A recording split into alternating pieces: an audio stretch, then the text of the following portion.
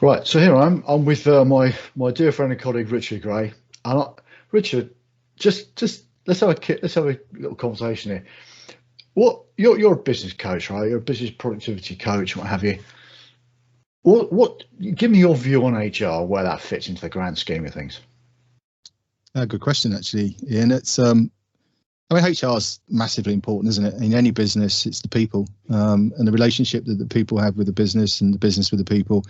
It's the lifeblood in some instances, but I mean, you and I have both been in, businesses of all different sizes and shapes and complexities and inefficiencies as well. And I kind of think people don't set out to be inefficient. It just happens. And as you grow, systems kick in. And, we were talking about one the other day, which had, HR function was spread over kind of 20 disparate different bits of software and loads of logins and different people owning certain assets, and just got really messy. And just listening to it sounded really frightening. And you kind of, wonder whether people wake up at some point and think, how did I get this complex and kind of this fragile? And that's where we come in, isn't it? Really to say, well, let's strip it back and work out what's actually helping you in a business and what's hurting you in a business. And say, actually, if you can do this kind of before and after, where are you now? Where would you like to be? That kind of dream state is really interesting. Say, well, it is what it is. And say, well, it doesn't have to be. There's enough stuff out there, and the stuff we're doing, obviously, the progressive stuff we're doing in HR with yourself is actually there's a way to actually compress all of that need into one system and drive all that efficiency and all that safety and get real confidence in the system working, get rid of all the spreadsheets and even the box files on the wall, and actually have a system that does one thing, which is actually performs the function of progressive HR for you, which is around, building out obviously the compliance stuff and making sure you can build out from that, which is essential, but actually building in all that cultural stuff and all that employee engagement stuff and just a whole 9 yards of what a really progressive 21st century HR function is about, because it's about supporting a business to be able to go about its business of serving others, generating value and growing and generating obviously profit and all the good stuff. But it is weird, isn't it, that you go and see some really clever businesses that don't have a particularly cohesive HR setup. And that's obviously where, we've got some great opportunities to go and help them and add some value and sanity to their lives, which is really, really good for us.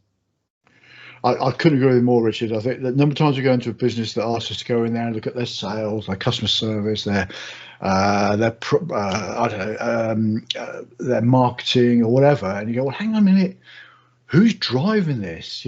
What drives a business is people, and what can accelerate a business is giving people the tools to do that. But unless you understand the people and have the respect for the people in terms of managing their HR, there's no business in my view. And I think you nailed that with your recent comments. Yeah, absolutely. So if you how do you convince a business that all those Excel spreadsheets in actual fact aren't helpful? Yeah, I think it's like all the stuff I do in my job. It's very easy if you're, in the weeds and the tactical nature of the job you're doing. Life's fast, and you're trying to run your business. You're doing your best. You can be sometimes very reactive, and having that time to look at, kind of a future strategy or the opportunities that your business could have in the future.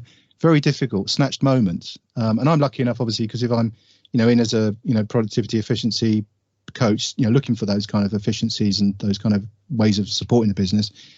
That's time with me that, they have to give that space to say, right, we are thinking strategically about the business.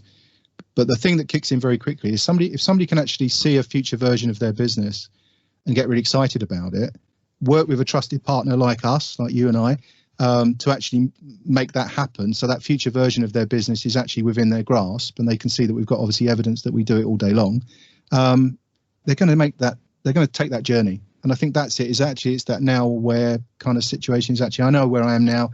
I actually, now that we've had this conversation, understand how it's holding me back, all the fragilities and the pain and all the stress that comes with that kind of space.